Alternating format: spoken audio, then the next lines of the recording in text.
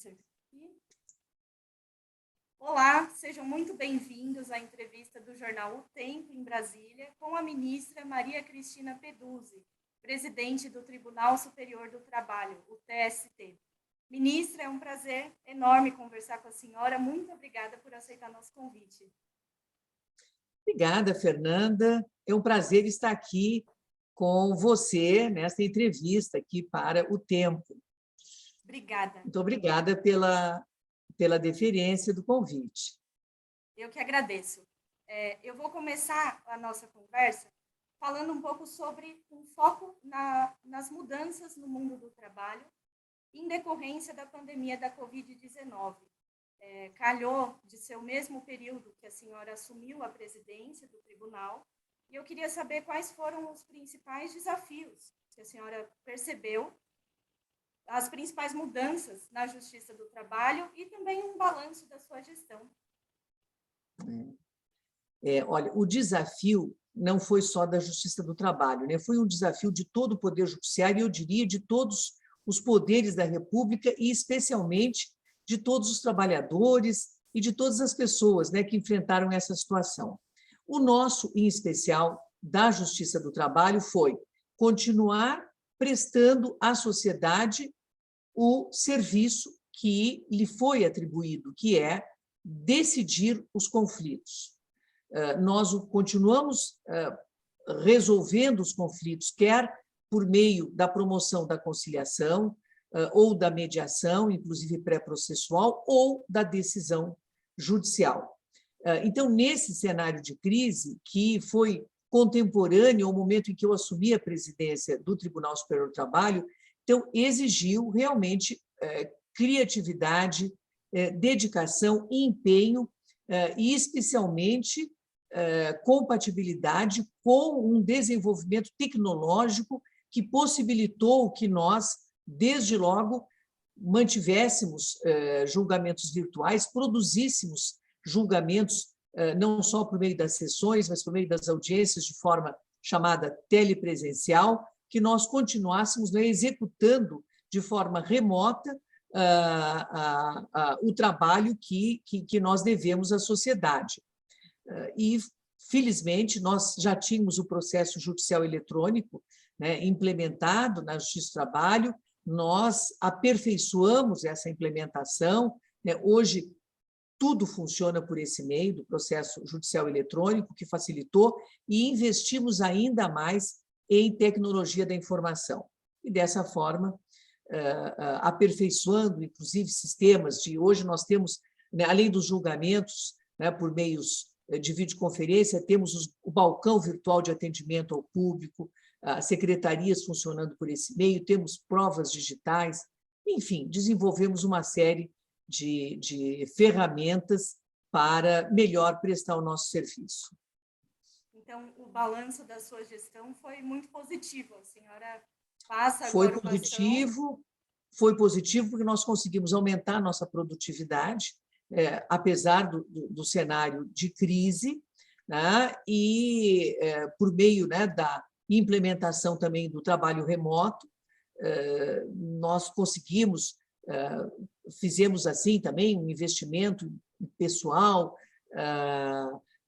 fornecemos equipamentos para os servidores que não possuíam equipamentos em casa, e produzimos, digamos, um ambiente de trabalho no âmbito doméstico, similar, na medida do possível,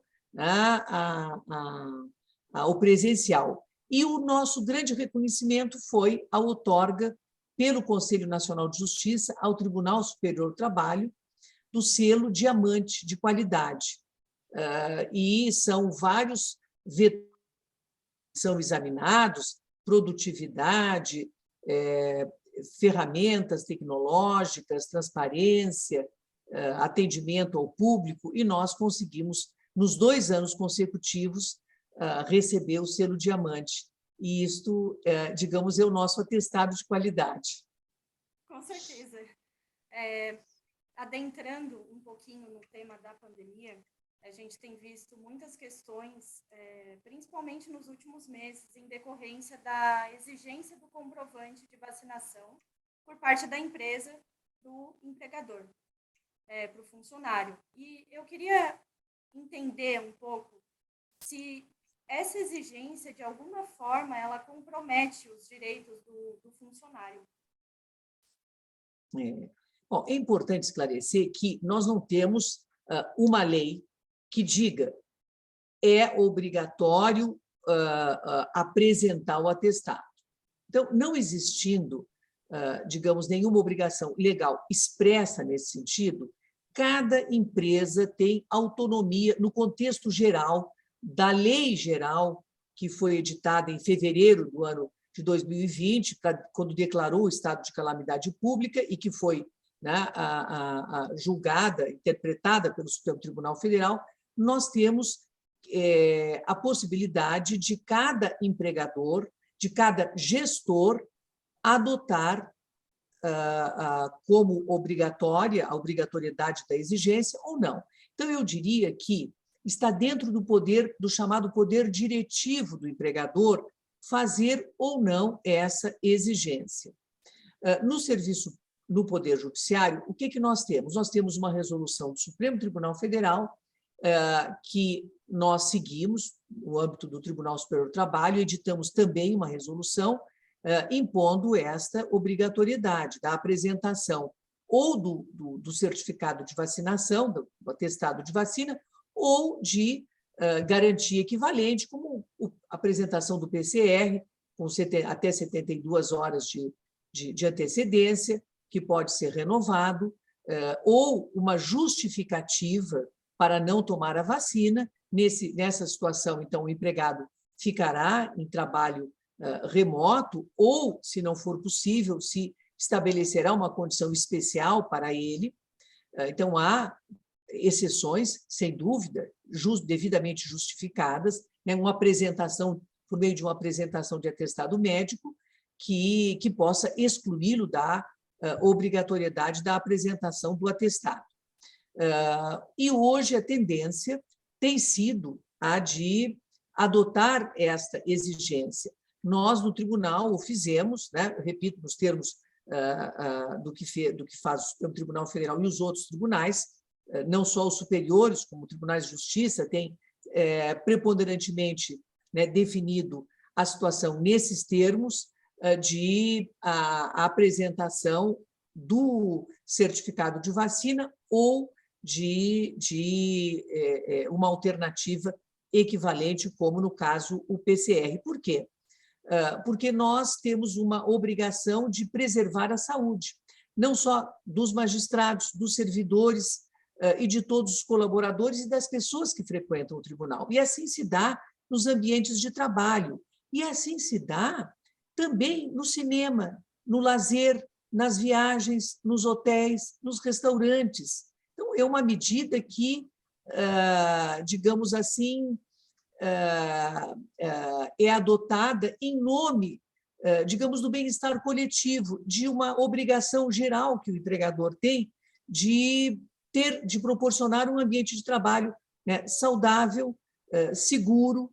Então, são situações que se colocam nessa perspectiva. E nós conseguimos saber o que pode acontecer com o funcionário que negar a apresentação desse documento? O tribunal, em algum momento, já julgou algo parecido nessa linha? A questão, eu diria, ela deve ser analisada assim, considerando o caso concreto.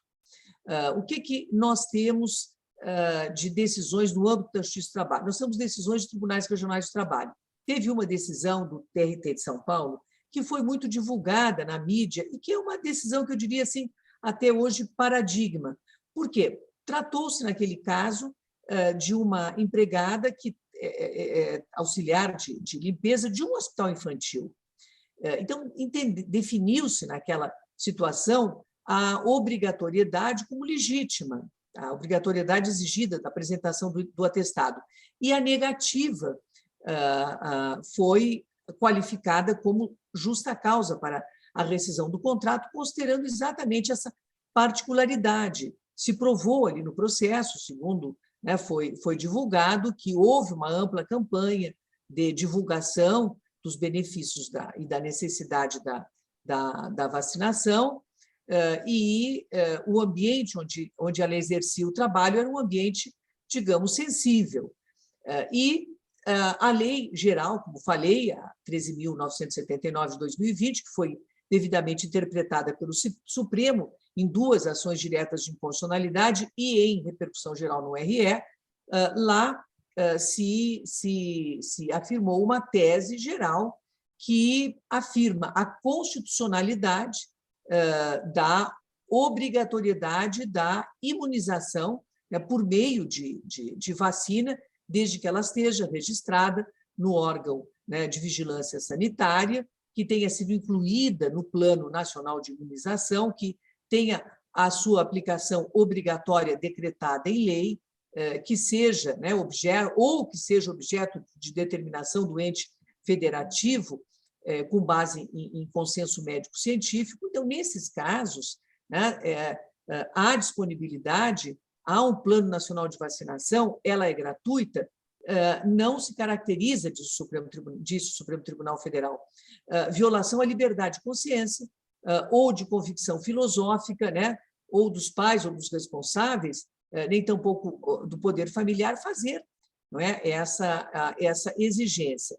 Então, nessa perspectiva é que nós estamos aqui julgando, no âmbito dessas decisões que sintetizei, né, nesta do TRT de São Paulo, nesse sentido. Então, é possível aplicar uma penalidade de advertência ou de suspensão ou até uma justa causa, se houver, né, uma determinação pelo poder diretivo do empregador no sentido da apresentação e o empregado se recusar, não é, a fazê-lo. Então, na prática, sintetizando a resposta, todo empregado que descumpre, não é, uma ordem geral ou uma ordem específica, ou é um ato de indisciplina ou de subordinação, ele está sujeito a estas penalidades, né? E no caso do comprovante de vacinação, né, ele pode apresentar, digamos, as alternativas que aqui já referi, de exame negativo, que são aceitas, ou uma justificativa baseada em atestado médico, né? Mas eu digo, a recusa injustificada é que, dependendo da situação concreta, ela pode, sim, estar sujeita a uma penalidade, né? É o bem-estar da maioria que deve prevalecer. E, repito, e isso não apenas nos ambientes de trabalho, e não apenas no Brasil. Nós estamos identificando no mundo todo, não é, exigências não só para entrar no avião, para desembarcar no país, para entrar no restaurante, para entrar no hotel, né, conforme seja necessário, né, porque a situação não está ainda sob controle. Sim, sim. E ainda nesse meio de pandemia, relações de trabalho, num geral, a gente escuta muito sobre a precarização do trabalho com novas plataformas, as empresas de aplicativo, em especial agora na pandemia. Então, o que eu queria saber da senhora é se tem alguma previsão sobre quando o tribunal vai julgar casos de vínculo de relação de trabalho entre as plataformas e esses trabalhadores de uma forma mais definitiva. Até então, eu queria até que a senhora falasse um pouco disso, dos entendimentos que tem nas turmas, ou se há uma previsão de que isso vai ser resolvido caso a caso. Veja, essa questão é muito interessante. É muito interessante por quê? Porque o fato social, o fato da vida, ele é incontrolável. Então, nós hoje não podemos barrar a tecnologia. Se o país disser, não, aqui a tecnologia não é uma realidade, nós não vamos nos adaptar a essas novas formas de trabalho, ele ficará excluído da convivência e não só socialmente excluído, mas, sobretudo, excluído no ambiente, do ambiente econômico.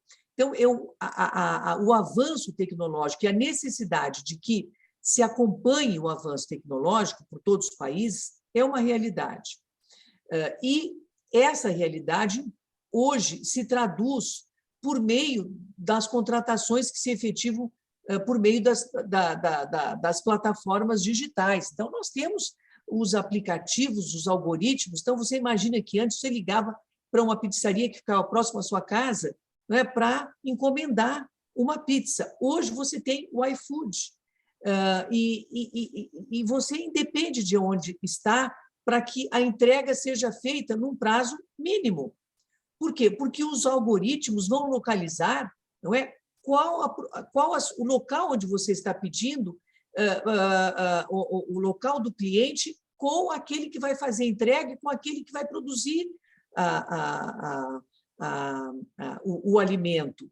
Então, os algoritmos, a cibernética, ela realmente mudou as práticas da vida.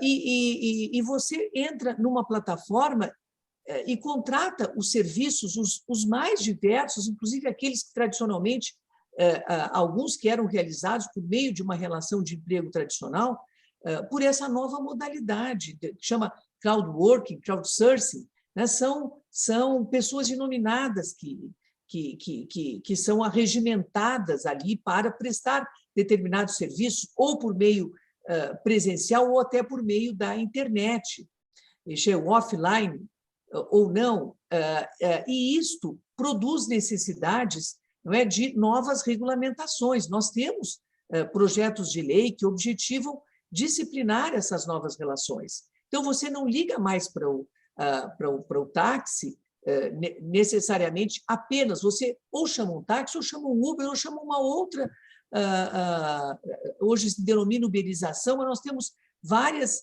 plataformas que atuam, né, nestas prestações de serviços. O que tem prevalecido hoje? A negociação coletiva, disciplinando, não é, estas condições novas de trabalho que não são tradicionalmente operadas e regidas pela CLT ou pelo vínculo tradicional de emprego. Eu sempre digo que a grande preocupação hoje é garantir a essas categorias de trabalhadores um patamar civilizatório mínimo que garanta e que preserve a dignidade do ser humano. Então, esses trabalhadores eles têm que ter proteção previdenciária durante e após a extinção do vínculo. Eles têm que ter proteção à saúde, eles têm que ter proteção para trabalhar numa jornada regular, que lhe permita descansar e que lhe garanta, né, a saúde. Esses mecanismos, numa relação autônoma, eles têm que ser, alguns já estão na lei, que hoje o trabalho autônomo ele foi trazido para o bojo da CLT, e ele importa em obrigações previdenciárias, sem dúvida, impostas pela lei.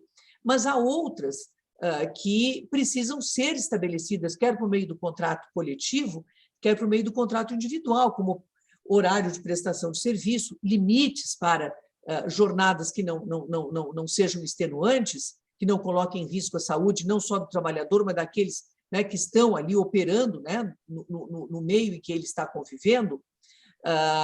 E a Justiça do Trabalho, ela tem como meta, como finalidade, resolver esses conflitos. Então, ainda que não exista uma lei específica, ela deve resolver o conflito, se não for possível pela conciliação ou pela mediação resolvê-lo.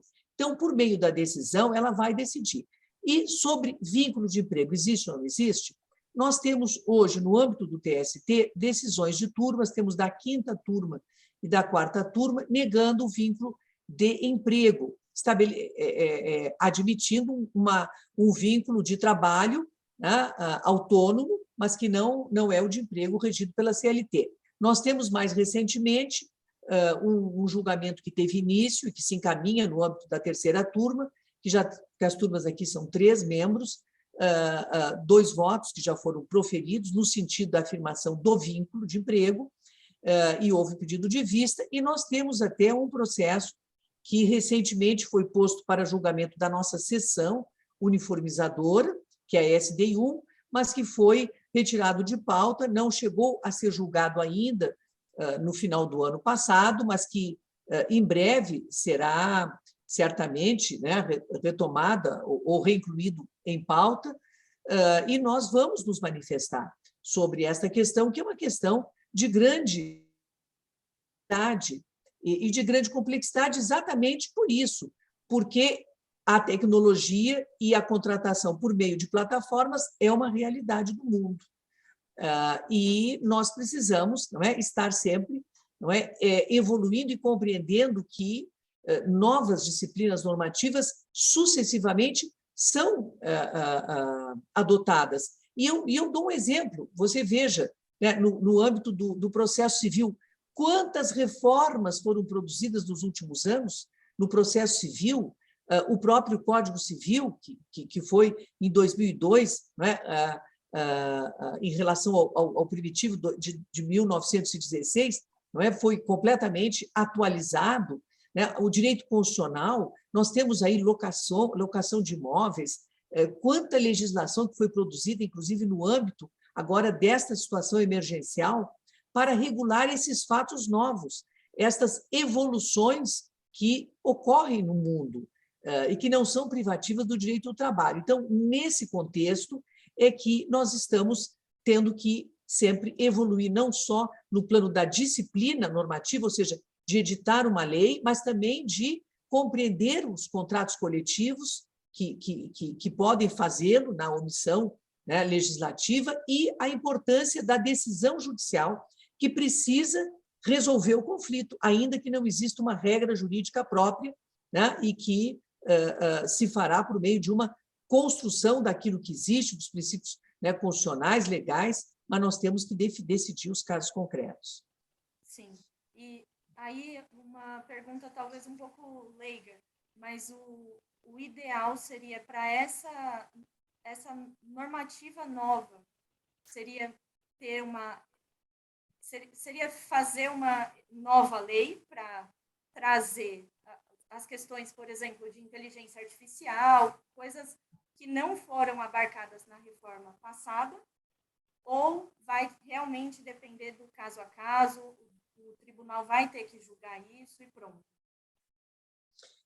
Olha, hoje nós não temos efetivamente uma lei que afirme que, como se pretende, né, a relação, quer dizer, as contratações que ocorrem por meio de plataformas digitais, com a participação dos algoritmos, da cibernética, nós não temos uma lei que diga produz um vínculo de emprego ou não produz um vínculo de emprego. E seria muito difícil uma lei que dissesse genericamente que existe ou não existe vínculo, exatamente porque você tem que examinar o caso concreto. Se eu contrato uma pessoa, não porque em razão da sua pessoalidade, mas em razão, digamos assim, de uma especialidade que existe. Então, eu vou precisar de pessoas que atuem com computadores, que construam softwares, e posso fazê-lo por meio de uma convocação pública. É muito difícil eu dizer, não, vai haver vínculo de emprego ou não ocorre ou não ocorre vínculo de emprego. No caso dos motoristas, que está sendo, não é, hoje, né, por meio muito o crescimento geométrico, não é, desses mecanismos, não é, de prestar trabalho, eles são uma realidade. Também eu considero que não é fácil você editar uma lei dizendo sempre haverá vínculo de emprego ou não haverá vínculo de emprego. As situações de cada país, elas podem ser diversas, né? Uma plataforma pode ter uma negociação coletiva de tal forma abrangente, porque negociação coletiva não precisa ser só entre categorias que envolvem empregado e empregador, né? Você pode estabelecer condições amplas de trabalho autônomo, mas que estejam ali disciplinadas garantias efetivas, né? A garantia não é só a decorrente da relação de emprego, você pode ter uma relação de trabalho, tanto que a emenda 45 estabeleceu a competência da Justiça do Trabalho para decidir conflitos que provêm das relações de trabalho, no âmbito das relações de trabalho, individuais ou coletivas. Então, podem ser subordinadas, regidas pela CLT, ou podem não ser. Nós temos hoje uns exemplos, cooperativas de trabalho, que atuam, né, os táxis atuam por meio de cooperativas de trabalho. De dizer amanhã, bom, mas então tem vínculo de emprego, não tem vínculo de emprego? Então, são questões que, e não foi sem causa que a nossa reforma trabalhista de 2017 teve como foco principal a valorização da negociação coletiva. Então, eu digo que é um instrumento muito importante nesse contexto para disciplinar, não é? Até que se amadureçam os institutos e que uma lei seja produzida, né? Mesmo que não seja genérica, mas que estabeleça e analise aquelas condições que vão fomentar, não é, a edição legislativa, que pode, por exemplo, dispor sobre responsabilidade civil, que é um tema dos mais importantes. E a responsabilidade civil de alguém, ela não decorre necessariamente também de um vínculo de emprego, né? A responsabilidade civil, ela é regulada pelo Código Civil. Então, se houver a prática de um ato ilícito que produz um dano, houver nexo de causalidade, não é, na prática do ato e no dano ocorrido, e houver culpa de alguém, do autor dessa prática, haverá responsabilização. E esta responsabilidade, ela independe de vínculo de emprego. Então, são questões bem complexas e nós temos aí realmente um terreno muito fértil para que o poder legislativo, não é, se debruce sobre as questões na edição de normas, né, que venham disciplinar estes fatos sociais. Com certeza, ministra. Esse último ponto que a senhora falou me leva a uma outra questão. É que o presidente sancionou nessa semana uma lei que prevê proteções básicas para esse trabalhador de aplicativo. Eu queria falar sobre o que se passou no âmbito da responsabilidade. Essas pessoas que foram expostas ao contágio, sem que as plataformas tenham dado um suporte ainda num primeiro momento, elas podem vir a pedir algum tipo de indenização? As plataformas podem ser responsabilizadas? Olha, nesse particular, se você comprovar que houve culpa, né, que é a forma, digamos, de identificar a responsabilidade, afora o ato ilícito, né, o dano e o nexo de causalidade, se você comprovar que houve culpa, e eu lhe dou um exemplo, do agente, no caso do empregador, ou daquele que contratou o trabalho, ele responderá civilmente. E não só por danos materiais, como por danos morais que possam decorrer da prática daquele ato ilícito. No campo do direito do trabalho, o que é possível, digamos, de novo, ocorrer? Nós tivemos a prática do trabalho remoto, do teletrabalho, nesse período de pandemia. Hoje, felizmente, já estamos, né, retomando o trabalho presencial. Mas, na época do período do teletrabalho, como que você vai identificar se o empregador é ou não responsável se você adquiriu o Covid e o Covid lhe deixou uma sequela capaz de gerar uma reparação por danos morais ou materiais? É muito difícil, porque na sua casa você pode, né, você tem uma liberdade que você não tem no ambiente de trabalho. O empregador não tem um controle efetivo sobre, né, o que ocorre no âmbito da sua residência. Se você recebeu uma pessoa que estava contaminada, por isso que a prova da culpa, por quem alega, por quem invoca a responsabilidade civil de outrem, ela é uma necessidade. Então, só haverá responsabilização civil do empregador em relação àquele empregado que está trabalhando de modo remoto na sua residência ou em outro local, se o empregado comprovar que o empregador agiu com culpa, que não lhe forneceu, complexo. Exato, que ele fez alguma exigência, enfim, de ingressar num ambiente onde havia contaminação, mas não é fácil. Mas exatamente por isso é que, para que a lei tem que ser, sobretudo, justa, né? Para que seja justa, é necessário que se prove que ele agiu com culpa. Se provar que ele participou para a ocorrência do evento danoso, ele vai responder. Se não houver essa prova, ele não vai responder, porque o empregado pode, né, ter ido, enfim, ter frequentado um lugar onde se produziu contágio, e isto, o empregador não tem nada a ver com isso, né? Então, por isso, a obrigatoriedade da prova da culpa. Entendi. E falando já de futuro e adentrando também na questão do teletrabalho, a senhora falou recentemente que foi uma necessidade imposta pela pandemia. A senhora acha que isso tende a ser mantido? E o que precisa ser melhorado? O que precisa ser trabalhado?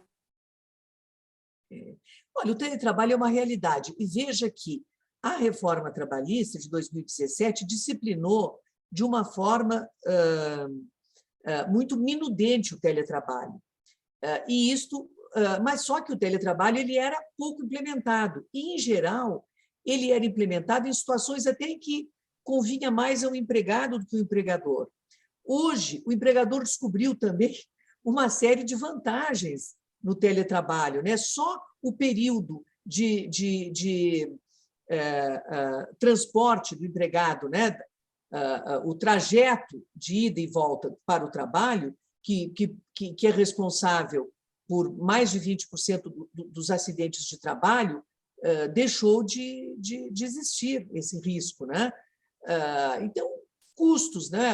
Custos de aluguel, de espaços que podem ser menores. Então, hoje, o teletrabalho, ele, sem dúvida, eu não digo que vá permanecer como nos tempos da pandemia, mas ele será bem mais utilizado do que no período pretérito, porque convém a ambos, né?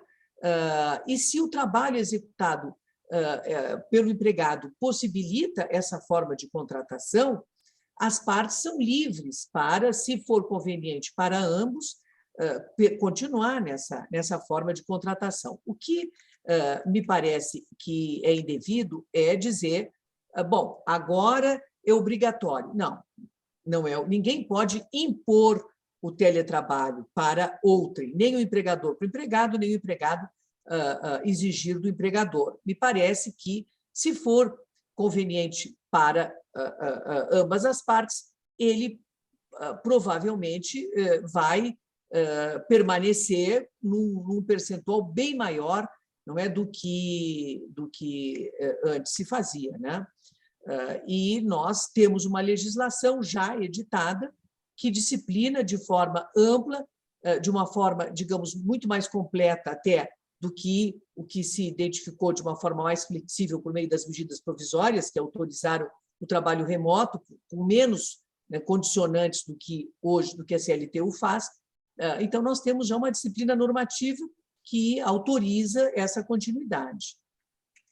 E a senhora acha que no serviço público isso também vai ser mantido? Olha, no serviço público, nós também já tínhamos uma resolução no âmbito do próprio TST para situações em que havia necessidade, né? Mas em situações em que a lei determinava, como no caso de um trabalho, não é, de para acompanhar cônjuge, que era o caso mais frequente, que tem um trabalho num organismo internacional, situações assim excepcionais, vai fazer um doutoramento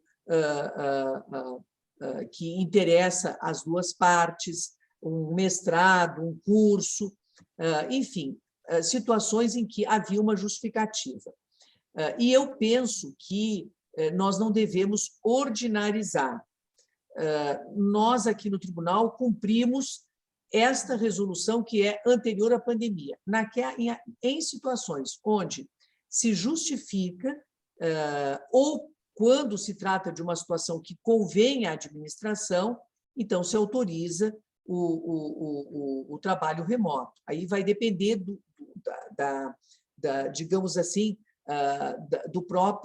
da própria chefia em que o requerimento é feito. Mas é uma exceção. Nós não vamos, não é, ordinarizar, porque, superada a dificuldade, nada substitui o trabalho presencial. Então, ele poderá continuar em situações em que o empregado justificar necessidade hoje, tá? Por uma questão de atestado médico, revisto, não é, pelo serviço médico do tribunal, ou uma situação, né, de obrigatoriedade, de afastamento,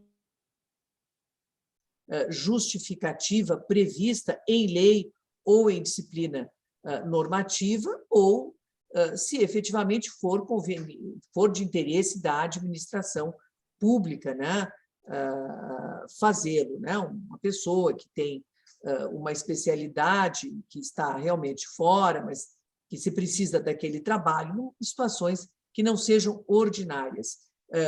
O que não é adequado é ordinarizar, é pretender que continue sendo o padrão. Não, ele foi muito importante num momento de crise, num momento de necessidade de saúde pública, até eu diria, mas não vejo como ordinarizar, né, o Instituto. Tá certo. E eu deixei o melhor para o final, que é a questão da reforma trabalhista, que a Espanha começou esse ano já com revogações na lei trabalhista, por uma série de fatores que foram analisados na realidade local. E, partindo disso, eu queria saber quais os erros e os acertos que nós podemos ver de fora e adequar à realidade brasileira. Porque muito se critica da reforma trabalhista recente, de 2017, e eu queria entender qual é o posicionamento da senhora. Eu tenho acompanhado as notícias, né, sobre as mudanças que já estão se processando na Espanha, e verifiquei que isto foi, digamos, executado até como uma forma de a Espanha receber, não é, um aporte de ajuda financeira da União Europeia para recuperar-se de uma crise que resultou da pandemia e do período, né, em que o país teve, e não só a Espanha, mas o mundo todo, teve dificuldades para manter a economia funcionando. Então, o país foi incentivado, né, a alterar, em alguns aspectos, a legislação trabalhista. Quer dizer, em 2021, se alterou o que se fez em 2012, na Espanha, basicamente. E quais foram os focos que lá foram objeto desta reforma? O ponto principal me pareceu justamente a limitação à celebração de contratos de trabalho temporários, como contratos por obra certa, próprios da construção civil, contratos sazonais, como de safra, próprios, não é, da agricultura, e se objetivou estimular a celebração de contratos por prazo indeterminado. Bom, esta é a regra. Nós, aqui no Brasil, também. A regra base é o contrato por prazo indeterminado, exceto naquelas situações como justificadas, né, pela pré-determinação do período. E isto me parece que teve um objetivo não exclusivamente trabalhista, mas sim de fortalecer o mercado de trabalho espanhol. Porque se você tem um contrato por prazo indeterminado em vigor, você consome mais, porque você sabe, você pode adquirir mais produtos, você participa mais ativamente do mercado de trabalho, porque você sabe que daqui a um ano vai estar recebendo o seu salário. Se você tem um contrato por 3 meses, você vai economizar, você não sabe o quarto mês como será. Então, é um mecanismo que envolve, não é, esse, digamos, este perfil não só trabalhista, mas que envolve mercado, que envolve consumo, que envolve economia. O outro ponto que também foi alterado na Espanha diz com a ultratividade das cláusulas coletivamente ajustadas. Se sustentou lá que, às vezes, as negociações eram demoradas para renovar acordos coletivos de trabalho e que, no período, né, vencido um acordo coletivo, os empregadores, então, suprimiam benefícios que já não estariam mais em vigor. Então, se estabeleceu a ultratividade. Nós aqui, pela reforma, e já tínhamos também antes da reforma, nós não temos a ultratividade. Mas, veja, são situações diversas, porque o sistema sindical na Espanha é diferente do nosso. Lá nós temos o princípio do pluralismo sindical, nós temos aqui no Brasil o princípio da unicidade sindical. Então, são situações peculiares que eu não diria que sejam capazes de justificar, digamos, não, ocorreu lá, ocorre aqui também. Tem as suas particularidades. E o outro aspecto, digamos, de relevo que foi estabelecido lá foi justamente o que teve destaque no caso espanhol, a chamada prevalência do acordo setorial que fixa a remuneração de trabalhadores terceirizados, né? A prevalência do acordo setorial sobre os acordos particulares. O que se objetivou com isso? Assegurar remuneração igual para terceirizados e não terceirizados, ou seja, garantir uma remuneração igual para trabalhadores que exercem, não é, as suas atividades independente, né, de ser fixo ou de ser terceirizado. E isto significa o quê? Princípio da isonomia. É uma diretriz que assegura isonomia de remuneração. E envolve, claro, o tema da terceirização. E eu apenas destaco que, na época em que se realizou, veja, já há 10 anos, o tempo passa muito rápido, uma reforma trabalhista, digamos, que envolveu a União Europeia, porque envolveu países como Portugal menos, porque a reforma não foi tão grande como em outros países. Na Espanha, agora, se retoma, né, o anterior à reforma, mas nós tivemos também na França, tivemos na Itália, tivemos na Alemanha, reformas que buscaram flexibilizar o distrato, ou seja, facilitar as rescisões dos contratos e flexibilizar a jornada de trabalho.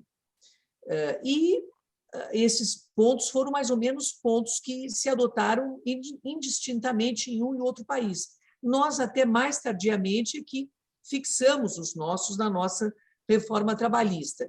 Mas, veja, é comum, porque envolve também, essas mudanças envolvem os governos, não é? Se existe um governo com uma feição mais social, a tendência, não é ampliar os direitos sociais, não é? Se existe, não é, um governo, quer dizer, mais liberal, ele vai focar mais na economia. Então, são alterações que se produzem, sem dúvida, de acordo com particularidades de natureza econômica, como, né, na Europa, mas também política e também social. No Brasil, então, realmente aguardar para ver os próximos capítulos, porque o que ocorreu, exato, o que eu posso lhe dizer que eu visualizo que ocorreu no Brasil foi o que a reforma fez foi disciplinar fatos que vinham ocorrendo, que é o caso, veja, o teletrabalho é o maior exemplo. Então, se disciplinou o teletrabalho, se disciplinou o trabalho autônomo, né, hoje tão utilizado, né, no âmbito dessas relações por meio das plataformas digitais, no bojo da CLT, trouxe para a formalidade o disciplinando trabalhadores que trabalhavam na informalidade, que são os contratos, não é? Ou do trabalho intermitente, do trabalho em tempo parcial, e, sobretudo, o grande foco da nossa reforma foi a valorização da negociação coletiva, para promover segurança jurídica, ou seja, atos ausentes, né, coletivos, o poder de disporem, e se deu segurança ao que eles estabelecerem, no momento em que se disse, não, o que a Justiça do Trabalho pode avaliar são os requisitos formais, se o agente é capaz, o objeto é lícito, a forma está prevista ou não defesa em lei, mas o conteúdo da negociação coletiva é soberano os sindicatos patronais e de empregados. Eles é que são soberanos no fixar para as respectivas categorias profissional e econômica as condições que lhe parecerem adequadas. Então, isso é que foi o principal. Então, não vejo assim nenhuma incompatibilidade com essas reformas que se produziram agora, que estão sendo produzidas na Espanha. Agora, ministra, uma última questão, eu prometo. Com relação à negociação coletiva, ainda ela foi disciplinada na reforma, mas foi judicializada. A gente está num aguardo de uma definição sobre o alcance, né, a partir do Supremo Tribunal Federal. Exatamente. Essa judicialização e eu não vou dizer demora em julgar, porque a gente sabe que os tribunais estão superlotados de processo, mas o quão isso é problemático no país, que haja essa judicialização. Não, é muito importante, é o tema 1046, que o Supremo Tribunal já se manifestou sobre a questão da valorização da negociação coletiva. Nós temos, em repercussão geral, um processo muito importante, foi da relatoria do ministro Barroso, que afirmou esta preponderância e a validade do que fixado por meio da negociação coletiva. Mas o tema 1046 ele é muito importante, porque ele vai estabelecer exatamente se há ou não limites para a negociação coletiva. Se, como diz a lei, é possível dispor livremente, desde que se preserve a Constituição da República, as normas sobre segurança e saúde do trabalho, se é possível dispor, inclusive, contra a própria lei ordinária. Então, os limites da negociação coletiva.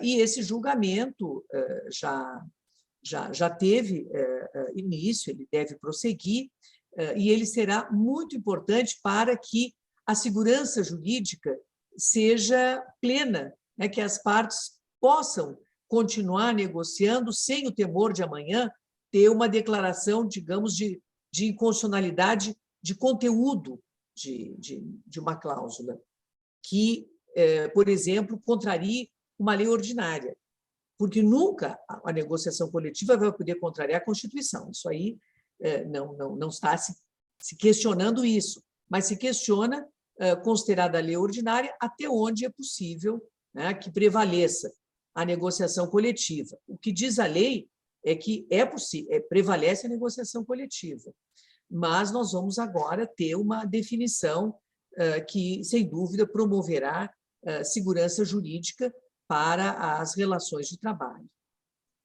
Ah, ótimo. Eu queria saber se você quer acrescentar mais alguma coisa. Eu não lhe ouvi? Eu queria saber se a senhora quer acrescentar mais alguma coisa. Tá. Eu apenas reitero que foi muito bom conversar com você e sempre assuntos que interessam, né, a sociedade, e estou aqui sempre à disposição para fazê-lo. Um abraço. Muito obrigada. Nós ouvimos a ministra Maria Cristina Peduzzi, primeira mulher a presidir o TST e que encerra agora o seu mandato como presidente em fevereiro. Muito obrigada, Sim, ministra. Mais no uma dia vez. 16 de fevereiro. Nós nos Obrigada a vemos muito você. em breve.